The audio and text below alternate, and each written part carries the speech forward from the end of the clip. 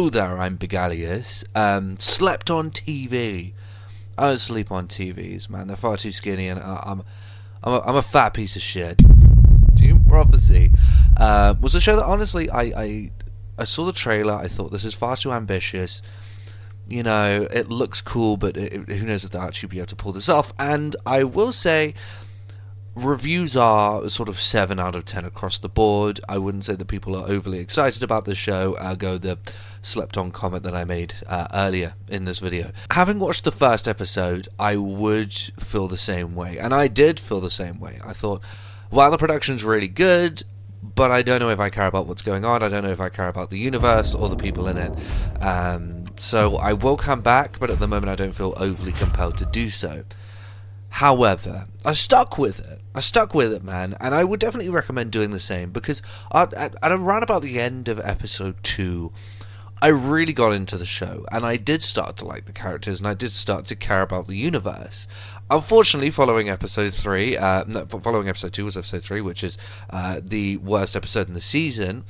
I don't know what's going on with TV, why no writers know when to write backstory episodes, but that seems to be the case at the moment, and unfortunately it is a very backstory heavy episode, but it is one that, though initially isn't overly interesting, does track back in a very interesting way, so no major complaints there, and it is a fairly good episode. And then following that, we're right back at it with the action and the spectacle and set pieces. Now, the biggest good thing, the biggest positives, I guess you would say, about this show are, immediately the production. The production is insane in this show. It's incredibly high budget.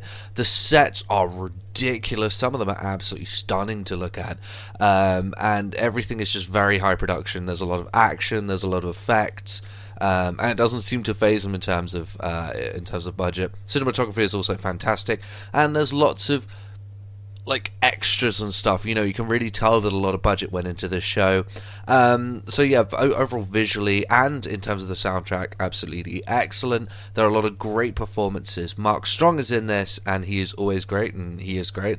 The guy from Vikings, he's awesome. Maybe not every, I would say like 90% of the cast is very well performed, with maybe a couple of exceptions. The sort of Empress's daughter,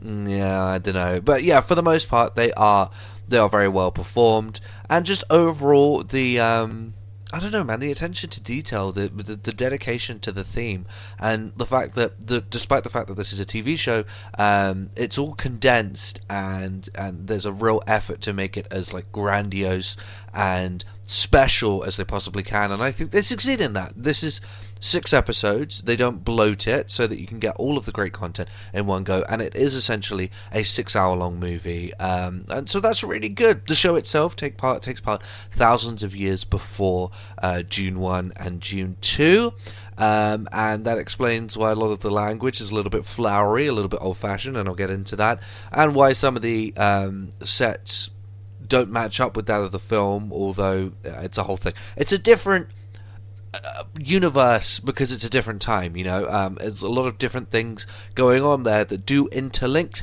to the films, but the overall feel and the overall vibe of the show is a lot different to that of the films. The characters, obviously, and you're not going to get like references or like tie-ins to future characters, because we're talking about like several millennia in the past, so those things, you know, tying in aren't really not really expected. You know, you don't really expect that. I would say that the big issue that I'm seeing, and one that honestly, yeah, I mean, I would agree with, is that it feels very Game of Thrones coded, and at times it does feel as though they're sort of just trying to grab on to the audience that Game of Thrones had.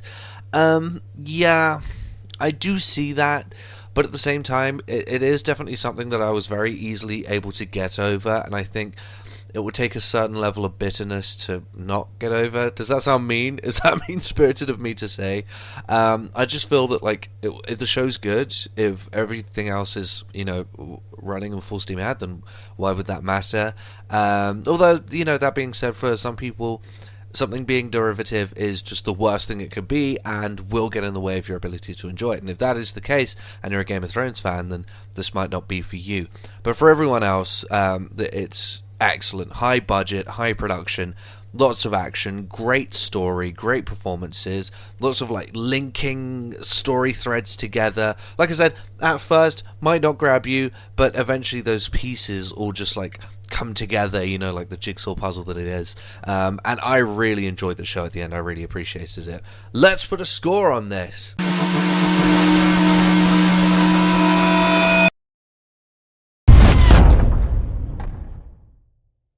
So it's a high score, and it's a great show, and it, by the way, ends very solidly. It's a fantastic finale. So that's why I thought of that show. I would definitely recommend watching it. It's only 66 hours, and I'll see everyone later.